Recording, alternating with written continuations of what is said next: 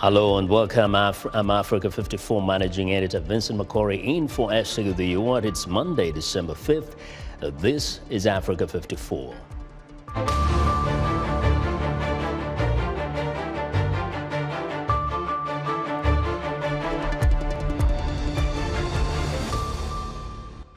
ECOWAS plans to set up a West African security force to deal with spreading terrorism, as David Doyle reports.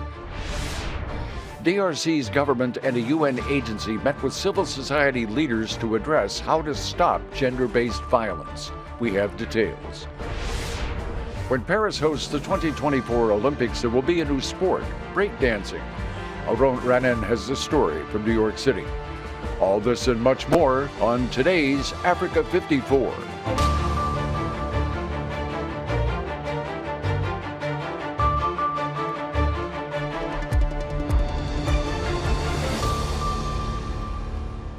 We begin in West Africa, where the Economic Community of West African States is preparing to establish a peacekeeping force to tackle terrorism and restore constitutional order in a region hit by several coups. David Doyle has the details.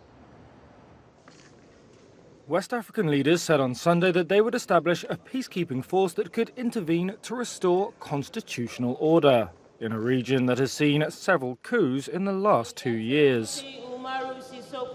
The Economic Community of West African States was holding its annual summit in Nigeria's capital, Abuja. A communique after the meeting said leaders want to recalibrate our security architecture to ensure that we take care of our own security. Here's ECOWAS President Omar Aliyu Toure. The leaders are determined to establish a regional force that will intervene in the event of need, whether this is against terrorism or to restore constitutional order in member countries. ECOWAS said defense chiefs would meet next month to work out how the force would operate. Toure also added that ECOWAS leaders would ensure that the transition stays on course in Mali, Burkina Faso and Guinea, countries that have all witnessed coups in the past 2 years. There is no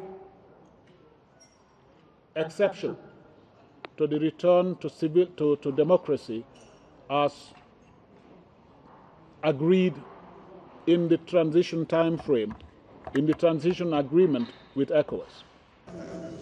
Leaders also expressed concern over the continued detention of 46 Ivorian soldiers in Mali. They asked Malian authorities to release the soldiers by the end of this month, adding that they reserve the right to take certain measures. Earlier on Sunday, Nigerian President Muhammadu Buhari led a groundbreaking ceremony for a new ECOWAS headquarters in Abuja. What David Doyle of Reuters filed the report. Now going south, it appears that the fate of South African President Cyril Ramaphosa is hanging in the balance Monday as the executive committee of the governing party discussed allegations he may have committed misconduct and violated the oath of office. Ramaphosa attended the meeting of the African National Congress National Executive Committee and says he will accept its decision. Some of Ramaphosa's supporters wearing the colors of the ANC party stood in the rain holding signs that supported Ramaphosa. The inquiry relates to findings that a large sum of foreign currency were hidden at Ramaphosa's private game farm and failed to report the money missing when it was stolen in 2020. Ramaphosa has denied wrongdoing and has not been charged with any crimes. The National Working Committee made a determination that looking at the issues that will be discussed and the request made by the President, that consistent with practice, it is only fair that we recuse the President. So once he has delivered this political overview, we then allowed the President to leave the Working Committee. When we emerge out of this NEC, the Treasurer General would outline what is the position of the ANC to assure the citizens of this country that the ANC is still very much alive, and to outline and direct what our members of parliament are expected to do next year, tomorrow when they go to the National Assembly. Having received firm backing from his allies within the party, Ramaphosa is vowing to fight on, with his spokesman saying the panel's findings will be challenged. Now, despite the doubts raised over Ramaphosa's integrity, he is still seen by investors at home and abroad as cleaner than any of his rivals. Investors fear uncertainty that any other president could slow down or reverse economic reforms and increase government spending and take on more debt at levels they deem unsustainable. Joining me now live via Skype to analyze this situation is Paul Ntuli, a research associate at the Africa Center here in Washington. Now, Paul, President Ramaphosa finds himself in a troublesome spot, but the question is, the South Africans have a totally different system than that of most of African countries, where whatever you find a problem is with the president, they may have to wait for the next election. But we get that South Africa has a totally different system. Can you break it down for us? That's correct, Vincent, and thank you very much for inviting me on the show. South Africa does have a very different system.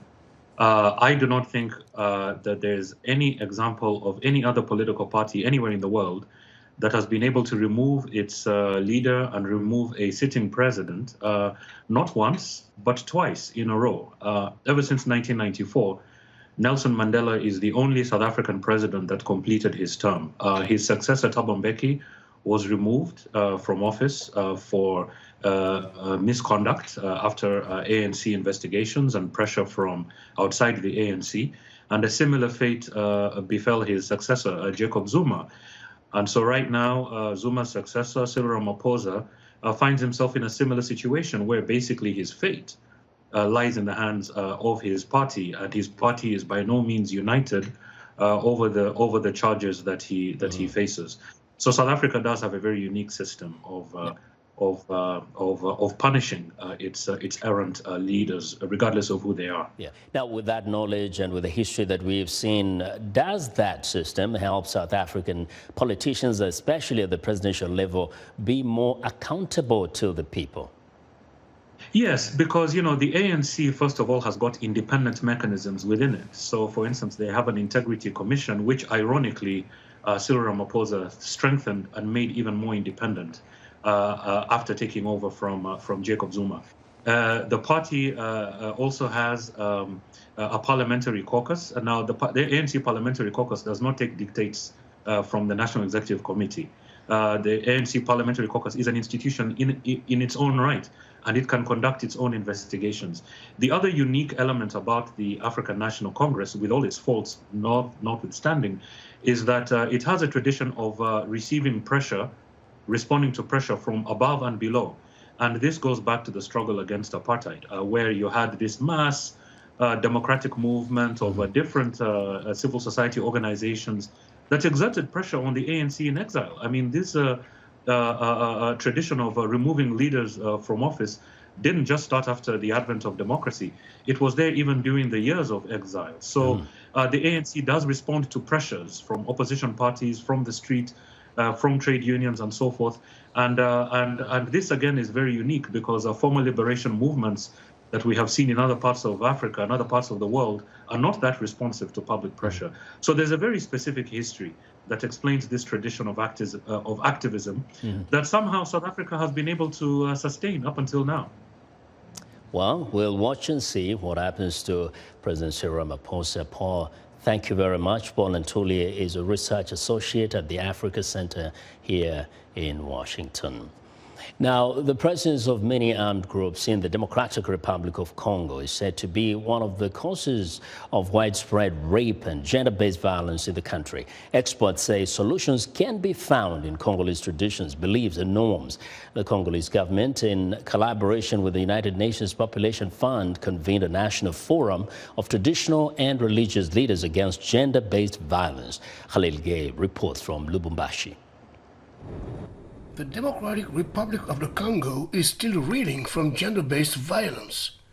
It all started with the 1993 intra-ethnic armed struggles in neighboring Rwanda, which caused a massive influx of Rwandan refugees in the country, poured right into Goma, the capital city of North Kivu, while about the same number of people were entering Bukavu, the capital of South Kivu. Mingling with these displaced persons were troops of the ex-Rwandan armed forces and Interahamwe and Hutu militias of the late Rwandan President Habyarimana. Over the years, gender-based and sexual violence, which was said to be practiced by the armed rebels in the eastern province of North Kivu as a weapon of war, was also used by Congolese soldiers and civilians in cities and peace zones like the capital, Kinshasa. Today, despite all the efforts made by the Congolese government to fight the phenomenon, gender-based violence persists and hinders all development projects. Recently, the Congolese government, through its Ministries of Health, Gender and Family, worked with the United Nations Population Fund to organize the first ever National Forum of Religious and Traditional Leaders in Lubumbashi, the capital of the province of Haut-Katanga. They mobilized some 170 traditional chiefs and religious leaders converging from the 26 provinces of the DRC together to discuss the critical issue of gender-based violence and find new solutions. United Nations Assistant Secretary General and Deputy Executive Director of UNFPA, Jene Keita, traveled to Lubumbashi to join the works of the National Forum of Traditional and Religious Leaders Against Gender-Based Violence. For the Democratic Republic of Congo, of the reported cases of gender-based violence in 2021, 42% are people under 18. These figures are alarming, but only represent the hidden face of a problem whose magnitude is more serious. Indeed, these figures highlight the barriers that prevent millions of girls and women from exercising their fundamental rights and making choices that influence their health and the quality of their lives and realize their full potential.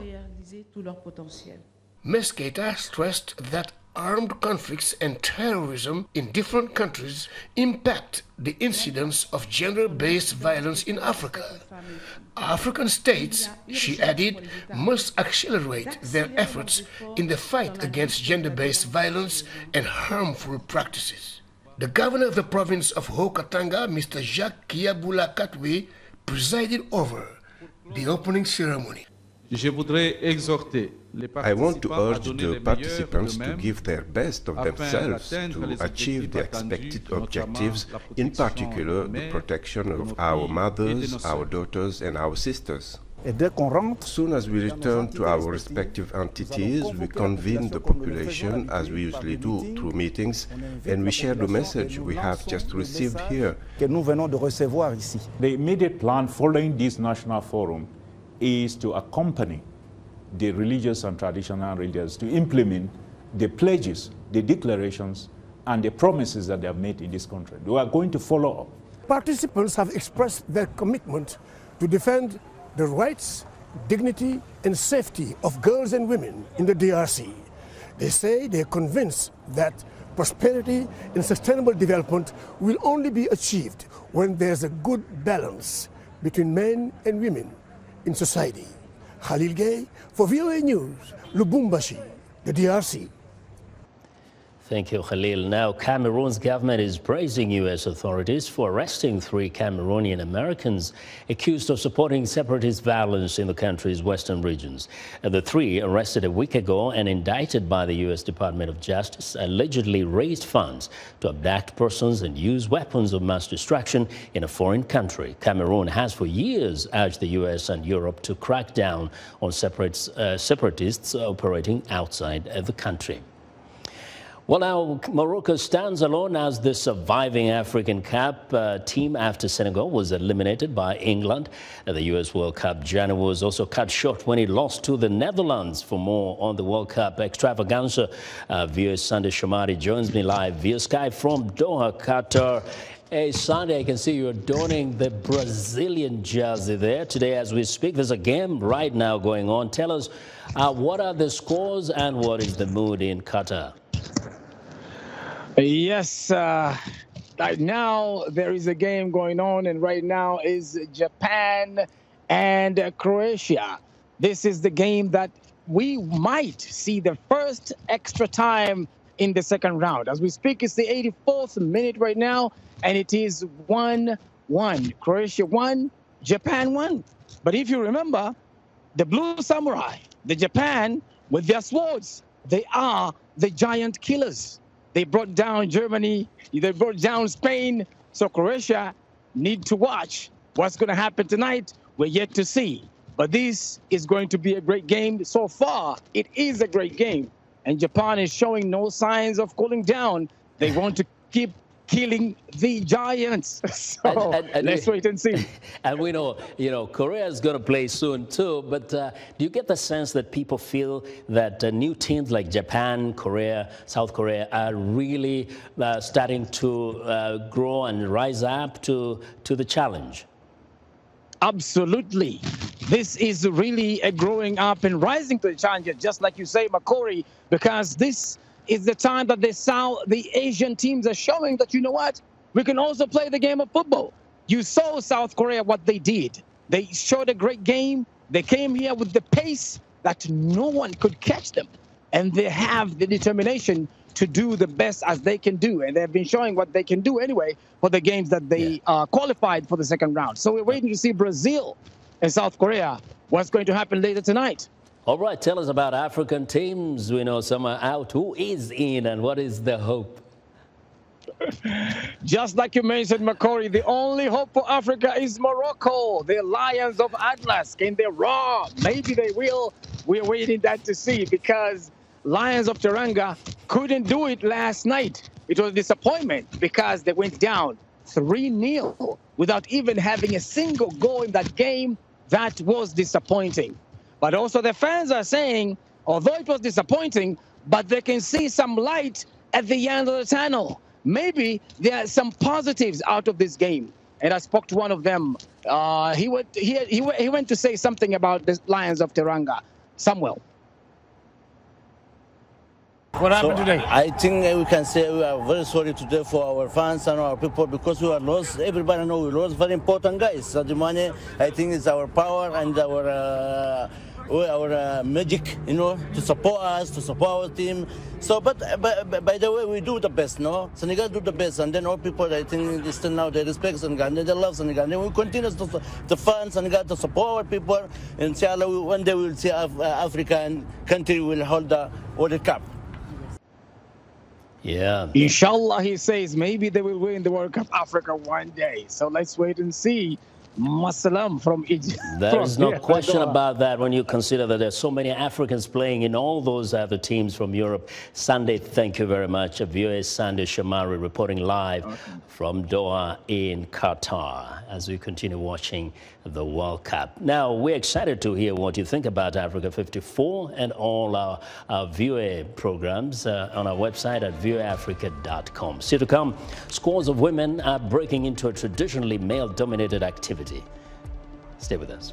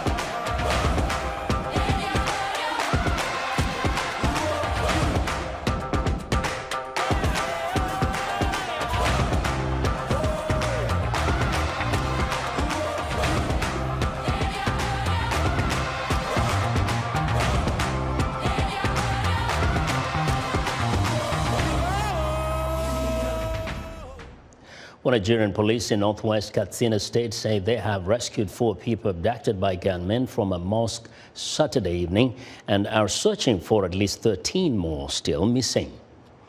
And Sudan's Army Chief Abdel Fattah al-Burhan and civilian leaders signed an initial deal aimed at ending a deep crisis that has gripped the northeast African country since a coup 1 year ago.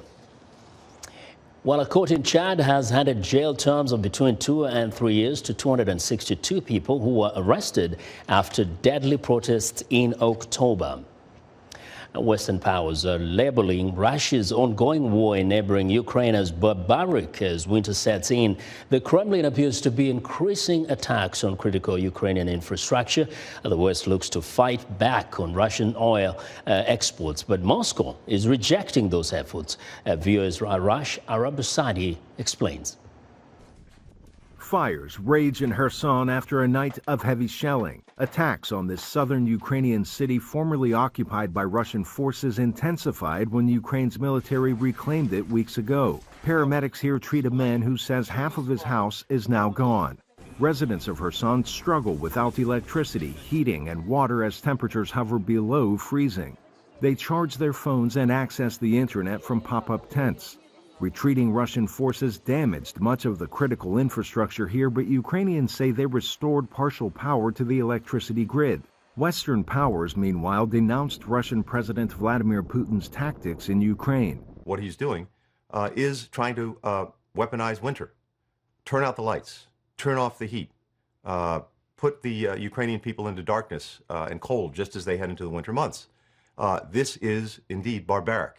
On a recent trip to Indonesia for a summit of leaders of the 20 biggest economies, U.S. President Joe Biden and British Prime Minister Rishi Sunak united to label Russia's war on Ukraine as barbaric and called for its end. At that same meeting, Russian Foreign Minister Sergei Lavrov blamed Ukraine for demanding unrealistic conditions to bring an end to the war. Late last week, the group of 7 leading economies and Australia unified in applying new pressure to the Kremlin to withdraw from Ukraine by placing a price cap on Russian oil of $60 a barrel. Russian Deputy Prime Minister Alexander Novak, quoted by the Reuters news agency, said Moscow will not sell oil that is subject to a Western price cap, even if it has to cut production. Meanwhile, Ukrainian embassies and consulates in 6 European countries last week reported receiving bloody packages containing animals' eyes. And police in Spain detonated a suspicious envelope found at the U.S. Embassy in Madrid. An attempted attack Russia condemned. Authorities say that bomb was one of several recently sent around the capital, including one intercepted en route to Spanish Prime Minister Pedro Sanchez. Spanish authorities have yet to name suspects and stepped up security around public buildings. Separately, a letter bomb sent to the Ukrainian embassy in Madrid exploded while the package was being handled, injuring one person. Ukraine's Foreign Minister Dmytro Kuleba described the incident as an act of terror. Throughout the nearly 10 months of war, observers both in and outside of Ukraine have called for investigations into Russian war crimes. In the city of Kharkiv, a frequent target for Russian shelling, officials built a cemetery for missiles and munitions for future review. Russia has denied targeting civilians in Ukraine. Arash Arabasadi, VOA News.